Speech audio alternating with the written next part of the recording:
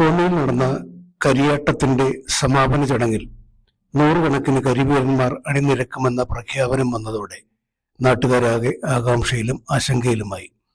നേരാണോ ഇത് എന്നായി നാട്ടുകാരുടെ സംശയം.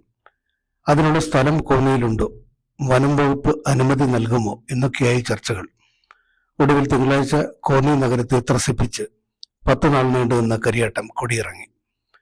കരിവീര വേഷധാരികളായ 500-ലധികം കലാകാരന്മാരായിരുന്നു റാലിയുടെ ഹൈലൈറ്റ്. ഒപ്പം ആയിരങ്ങൾ അണിനിരുന്ന ഘോഷയാത്രയും വർണ്ണാഭമായി. 3 സ്ഥലത്തു നിന്നാണ് ഘോഷയാത്രകൾ ആരംഭിച്ചത്. സമാപന സമ്മേളനം മന്ത്രി വീണ ജോർജ് ഉദ്ഘാടനം ചെയ്തു.